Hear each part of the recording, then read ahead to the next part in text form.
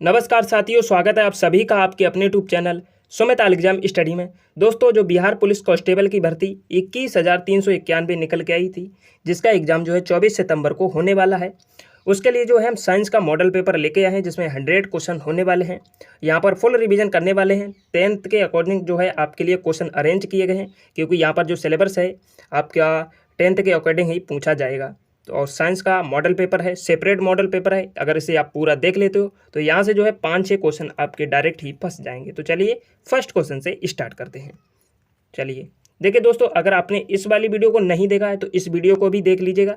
इसमें जो जो दिए गए हैं वो भी 100 क्वेश्चन दिए गए हैं। ये कल वीडियो अपलोड किया गया था, ठीक है, इसको भी आप देख लीजिएगा। चलिए फर्स्ट क्वेश्चन से स्टार्ट करते हैं। यहाँ पर देखिए 35 क्वेश्चन तक मैं करा चुका था, तो 35 क्वेश्चन से ही स्टार्ट करेंगे। तो 35 नंबर क्वेश्चन आ चुका है। देखिए, तो कौन से विटामिन की कमी के कारण रक्त का थक्का नहीं जमता है? तो इस क्वेश्चन का राइट आंसर कौन सा हो जाएगा? आपको देखिए हर क्वेश्चन का राइट आंसर कमेंट बॉक्स में छापना है और बाद में अपना स्कोर भी शेयर करना है कि मेरे इतने सही और इतने गलत हुए हैं, ठीक है। यहाँ पर जो आपको कमियां लगें उसका फुल रिवीजन कीजिएगा, क्योंकि यहाँ पर समय आपके लिए नहीं बचा। आज से 18-19 दिन ही बचे हैं, क्योंकि 24 सितंबर से आपका पेपर चालू होने वाला है। 8 शिफ्टों में आपका पेपर समाप्त कर दिया जाएगा, ठीक है। तो राइट आंसर आपका हो जाएगा ऑप्शन नंबर बी, विटामिन के। विटामिन के की कमी के कारण जो है रक्त का थक्का नहीं जमता है, ये आपको याद रखना है। चलिए अगला क्वेश्चन देखते हैं। अगला क्वेश्चन आपके सामने दिया गया स्क्रीन पर कि मानव की पसलियों के साथ जुड़ी होती है। मानव की जो पसलियाँ होती हैं वो किसके साथ जुड़ी होती हैं? तो इस क्वेश्चन का राइट आंसर हो जाएगा आपका option number C, sternum. Sternum के साथ जो है मानव की पसलियाँ जुड़ी होती हैं, ये आपको याद रखना है। हर क्वेश्चन इंपॉर्टेंट है, ठीक है। अगला क्वेश्चन देखते हैं। अगला क्वेश्चन आपके सामने दिया गया स्क्रीन पर कि प्रतिरोध का व्युत्क्रम चालकता है।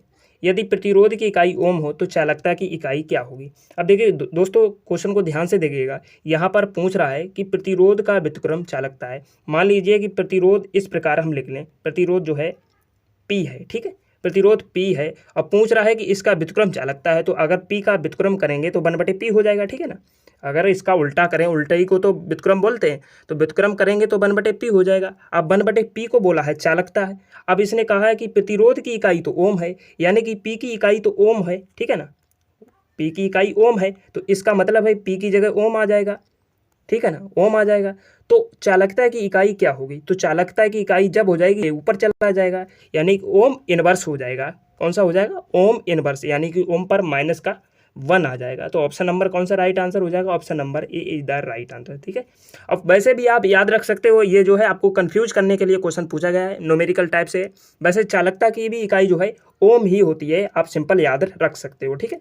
चलिए अगला क्वेश्चन देखते हैं। अगला क्वेश्चन आपके सामने दिया गया है स्क्रीन पर कि न्यूनतम कार्य उस समय होगा, यहाँ पर गलत टाइप हो गया।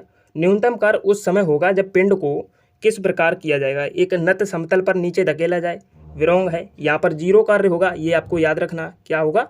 0 कार्य होगा। यहाँ पर ऊर्ध्वाधर ऊपर से उठाया जाए, राइट आंसर आपका हो जाएगा ऑप्शन नंबर बी। ऊर्ध्वाधर जो है ऊपर से उठाया जाएगा, जब ऊपर से कोई वस्तु को उठाई जाएगा तभी तो कार्य होगा ना। तो option number be the right answer हो जाएगा। अब यहाँ पर 2 ऑप्शन दिए गए, देखिए, चिकने रोलर पर धकेला जाएगा फिर भी कार्य 0 होगा, और एक समतल क्षैतिज सतह पर खींचा जाएगा फिर भी कार्य 0 होगा। अब घरों में प्लस्तर होता है, अगर प्लस्तर के ऊपर कोई व्यक्ति जो है खड़ा है और चांद पर एक बोरी रखे हुए है 50 किलो की, फिर भी उसका कार्य 0 होगा, क्योंकि वे बिना मोशन किए हुए खड़ा हुआ है, ठीक है। ये भी आपको याद रखना है, ये क्वेश्चन काफ़ी बार पूछा गया है। चलिए अगला क्वेश्चन देखते हैं। अगला क्वेश्चन आपके सामने दिया गया स्क्रीन पर। देखिए दोस्तों, अगर आपको वीडियो पसंद आ रही है तो इसे लाइक एंड अपने दोस्तों के साथ शेयर जरूर कीजिएगा, ठीक है। और चैनल को अभी तक सब्सक्राइब नहीं किया है तो बिहार पुलिस की भर्ती की पल पल की अपडेट और अच्छी जो है नॉलेज के लिए जो है इस चैनल को सब्सक्राइब जरूर कर लीजिएगा, ठीक है। तो जब सोडियम फ्लोरीन के साथ अभिक्रिया करता है तो क्या होता है? प्रत्येक फ्लोरीन परमाणु 1 इलेक्ट्रॉन खोता है? नहीं। प्रत्येक सोडियम परमाणु 1 इलेक्ट्रॉन प्राप्त करता है? नहीं। फिर क्या हो जाएगा देखते हैं। ऑप्शन नंबर सी दिया गया है, फ्लोरीन ना इलेक्ट्रॉन प्राप्त करता है ना ही खोता है, रॉन्ग है बिल्कुल। निर्मित होने वाला यौगिक पिघली हुई अवस्था में विद्युत का एक सुचालक होता है, राइट आंसर आपका हो जाएगा ऑप्शन नंबर डी। निर्मित होने वाला जो यौगिक है वो पिघली हुई अवस्था में विद्युत का एक सुचालक होता है, ये आपको याद रखना है। चलिए अगला क्वेश्चन देखते हैं। अगला क्वेश्चन आपके सामने दिया गया स्क्रीन पर कि एक पारद मिश्रण का अनिवार्य घटक है। एक पारद मिश्रण है, उसका अनिवार्य घटक क्या है? तो उसका पारा ही हो जाएगा। Option number B is the right answer. जब पारद मिश्रण है तो उसमें पारा नहीं होगा तो उसका अनिवार्य घटक क्या होगा, तो राइट आंसर हो जाएगा option number B is the right answer. अगला क्वेश्चन देखते हैं। अगला क्वेश्चन आपके सामने दिया गया है कि हरित गृह गैसों का पृथ्वी के वायुमंडल के औसत ताप पर क्या प्रभाव पड़ेगा। जल्दी से क्वेश्चन का आंसर जो है कमेंट बॉक्स में छापिएगा, इजी क्वेश्चन है। इसके ऑप्शन और भी हैं दोस्तों, यहाँ पर 2 ही ऑप्शन में आंसर छिपा हुआ है, तो राइट आंसर आपका हो जाएगा ऑप्शन नंबर ए, बढ़ता है। देखिए हरित गृह जो गैसें होती है जैसे कि ऑक्सीजन हो गया, CO2 हो गया, ये हरित गृह गैसें होती हैं और इनसे जो है तापमान बढ़ता ही है, कभी घटता नहीं है, ठीक है, ये आपको याद रखना है। चलिए अगला क्वेश्चन देखते हैं। अगला क्वेश्चन आपके सामने दिया गया स्क्रीन पर। अगला क्वेश्चन आपके सामने ये दिया गया स्क्रीन पर कि बैरोमीटर के आविष्कारक कौन है। तो बैरोमीटर के आविष्कारक कौन है, राइट आंसर आपका हो जाएगा ऑप्शन नंबर ई, टॉर्सली।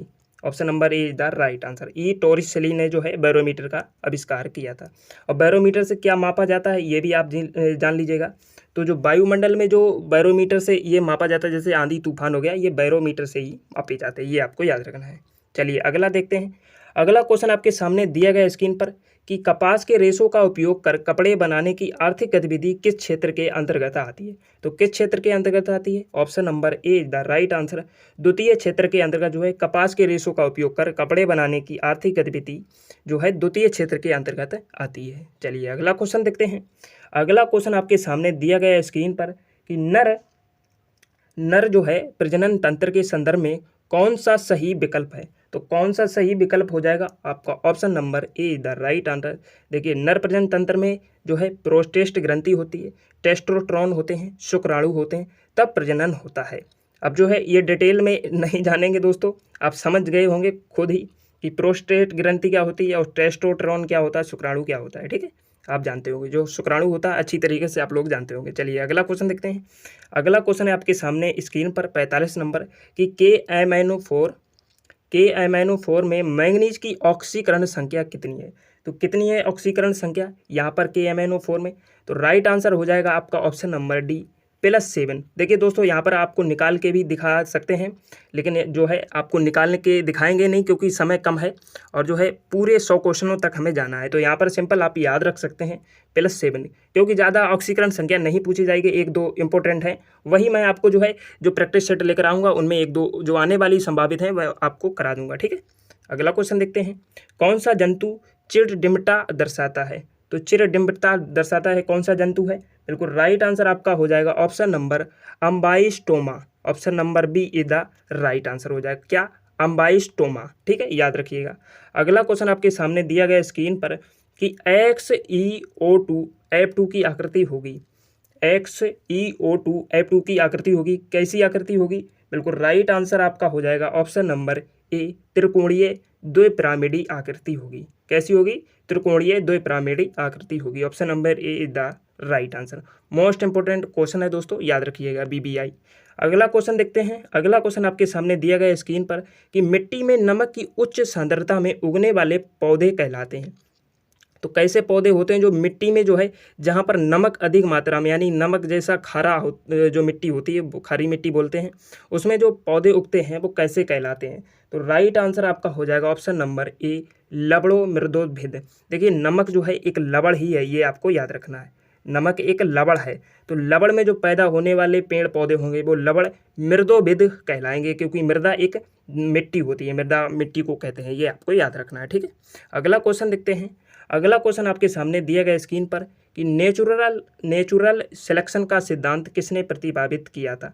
तो नेचुरल सिलेक्शन का सिद्धांत किसने प्रतिपादित किया था, बिल्कुल राइट आंसर आपका हो जाएगा ऑप्शन नंबर सी, डार्विन ने। नेचुरल सिलेक्शन का सिद्धांत जो है डार्विन ने दिया था, ये याद रखना है आपको, ठीक है। चलिए अगला क्वेश्चन देखते हैं। अगला क्वेश्चन आपके सामने ये रहा स्क्रीन पर कि ध्वनि सबसे तेज संचरण करती है। तो ध्वनि सबसे तेज किस में संचरण करती है, बिल्कुल राइट आंसर आपका कौन सा हो जाएगा, बिल्कुल राइट आंसर हो जाएगा आपका ऑप्शन नंबर ठोस में। ध्वनि जो है सबसे तेज संचरण ठोस में करती है, ठीक है। फिर उसके बाद किस में करती है, तो द्रव में करती है। फिर उसके बाद निम्नतम आ जाएंगे तो गैस में करती है। ये आपको फॉर्मेट याद रखना है, पहले ठोस, द्रव और गैस, ठीक है, याद रखना है।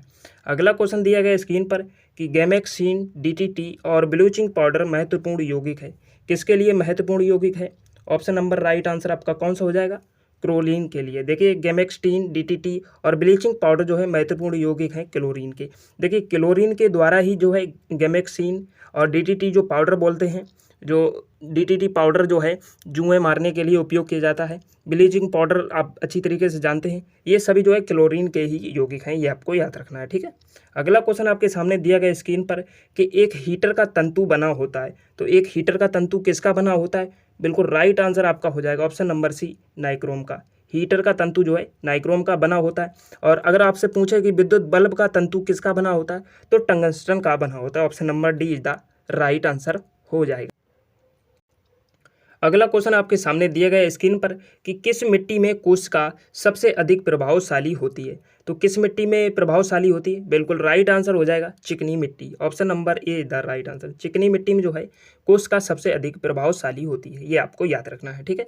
अगला क्वेश्चन देखते हैं, वसंतीकरण के लिए अनुकूलन तापमान है, तो बसंतीकरण के लिए अनुकूलन तापमान कितना होता है? तो राइट आंसर आपका हो जाएगा ऑप्शन नंबर ए, 0 सेल्सियस से 5 सेल्सियस जो है वो बसंतीकरण के लिए अनुकूलन तापमान होता है, ठीक है, याद रखना है। बीबीआई क्वेश्चन है, याद रखिएगा दोस्तों, मोस्ट इंपॉर्टेंट क्वेश्चन। अगला क्वेश्चन देखते हैं कि जेनर डायोड का प्रयोग निम्न में से निम्न रूप में होता है। जो जेनर डायोड होता है, डायोड आपने देखा होगा जो है, अगर आप चार्जर देखेंगे, चार्जर के अंदर जो है कई डायोड लगे होते हैं, तो इसका कार्य क्या होता है? तो इसका कार्य जो होता है आपका वोल्टता नियंत्रक होता है। इसको जो है, इसमें जो तार में फ्लो किया जाता है वोल्ट, उसको ये नियंत्रण करता है, ये आपको याद रखना है। अगला क्वेश्चन दिया गया है कि अनवीकरणीय ऊर्जा का स्रोत है, तो अनवीकरणीय ऊर्जा का स्रोत क्या है? बिल्कुल राइट आंसर आपका हो जाएगा ऑप्शन नंबर ए, कोयला। अनवीकरणीय ऊर्जा का स्रोत कोयला है, ये आपको याद रखना है।